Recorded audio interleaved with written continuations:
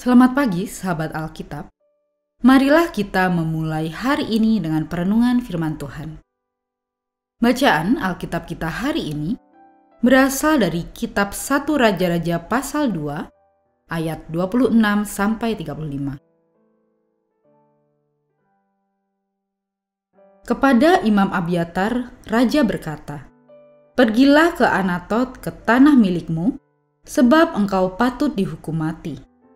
Tetapi pada hari ini aku tidak akan membunuh engkau, karena engkau telah mengangkat tabut Tuhan Allah di depan Daud ayahku, dan karena engkau telah turut menderita dalam segala penderitaan yang dialami ayahku." Lalu Salomo memecat Abiatar dari jabatannya sebagai imam Tuhan. Demikianlah Salomo menggenapi firman Tuhan yang telah dikatakannya di Silo mengenai keluarga Eli. Kabar itu sampai kepada Yoab. Yoab memang telah memihak kepada Adonia, walaupun ia tidak memihak kepada Absalom. Yoab pun lari ke kemah Tuhan dan memegang tanduk-tanduk mezbah.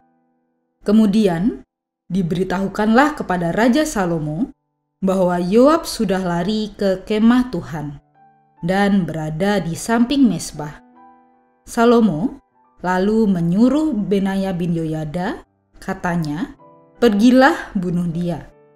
Benaya pergi ke kemah Tuhan dan berkata kepadanya, "Demikianlah perintah raja." "Keluarlah," jawabnya. "Tidak, sebab aku mau mati di sini." Benaya menyampaikan jawaban itu kepada raja, katanya, "Beginilah kata Yoab, dan beginilah jawabannya kepadaku." Kata raja kepadanya, "Lakukanlah seperti yang dikatakannya. Bunuhlah dia dan kuburkanlah dia. Dengan demikian, engkau menyingkirkan dariku dan kaum keluargaku darah yang ditumpahkan Yoab tanpa alasan. Tuhan sudah menanggungkan darah atas dirinya, karena ia telah membunuh 2 orang yang lebih benar dan lebih baik daripadanya. Dengan pedang dan tanpa sepengetahuan ayahku Daud, ia membunuh mereka, Abner bin Ner, panglima Israel, dan Amasa bin Yeter, panglima Yehuda. Darah mereka akan ditanggungkan atas Yoab dan keturunannya untuk selama-lamanya. Tetapi Daud dan keturunannya, serta keluarganya dan tahtanya akan mendapat damai sejahtera dari Tuhan sampai selama-lamanya." Benaya bin Yoyada pun berangkat. Ia menyerang Yoab dan membunuhnya. Kemudian Yoab dikuburkan di rumahnya sendiri di padang gurun. Raja mengangkat Benaya bin Yoyada menggantikan Yoab sebagai panglima. Raja juga mengangkat Imam Zadok menggantikan Abiatar. Support system merupakan istilah yang umumnya dipahami dalam lingkup psikologi untuk merujuk pada komunitas atau lingkungan di sekitar seseorang yang dapat memberikan pengaruh yang baik, pertolongan, atau dukungan secara emosional maupun pragmatis secara khusus ketika orang tersebut sedang berada dalam suatu kondisi hidup yang tidak stabil, tidak menyenangkan, maupun menghadapi masalah. Sebuah support system pun idealnya muncul dari lingkungan terdekat seseorang, misalnya keluarga, pertemanan, dan komunitas lain yang menjadi ruang pertumbuhan orang tersebut. Sebagai makhluk sosial, manusia memanglah membutuhkan support system untuk menjalankan hidupnya secara efektif dan stabil. Secara khusus, untuk membantunya menghadapi pergumulan hidup yang mengganggu kondisi psikis. Hal ini bukanlah sebuah fenomena kontemporer, melainkan sesuatu yang memang sudah muncul lama dalam hidup manusia. Catatan mengenai Salomo yang kita baca pada hari ini pun menunjukkan hal serupa.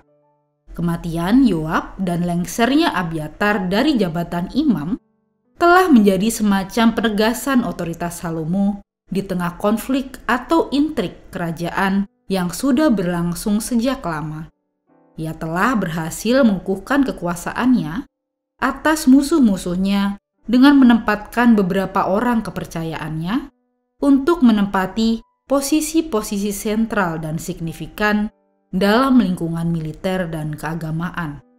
Lingkup-lingkup tersebut sangatlah berperan besar dalam pembentukan identitas dan kehidupan bangsa Israel sebagai sebuah bangsa kerajaan sekaligus umat Tuhan. Oleh sebab itu, tidak mengherankan jika Salomo mengganti pemangku jabatan kepala tentara dan imam dengan orang-orang yang dapat ia percaya, yang ia yakin dapat mendukungnya menjalankan perannya secara efektif. Merekalah komunitas pendukung bagi Salomo. Sahabat Alkitab, Salomo memang menjadi bagian dari janji berkat Tuhan atas kerajaan Daud. Namun, hal itu tidak berarti Salomo bisa bebas dari masalah maupun tantangan yang dapat mengganggu prosesnya menjalankan peran sebagai seorang raja bagi bangsa Israel. Itulah mengapa seorang Salomo sekalipun membutuhkan support system untuk menjalankan perannya secara efektif dan lebih stabil. Hal ini juga dapat menjadi pengingat bagi kita bahwa setiap orang membutuhkan komunitas pendukung yang baik dalam menjalani hidup. Bahkan, tidak berhenti sampai di situ, kita pun perlu membangun kesediaan diri untuk menjadi bagian dari komunitas pendukung yang baik bagi orang lain. Alasannya adalah komunitas pendukung merupakan kesempatan yang baik untuk mengaplikasikan kepedulian dan inisiatif kasih yang semestinya menjadi bagian dari identitas sebagai umat Tuhan. Mari kita berdoa. Tuhan, terima kasih atas setiap kesempatan dan kepercayaan yang Engkau berikan bagi kami, khususnya dalam menghidupi panggilan-Mu.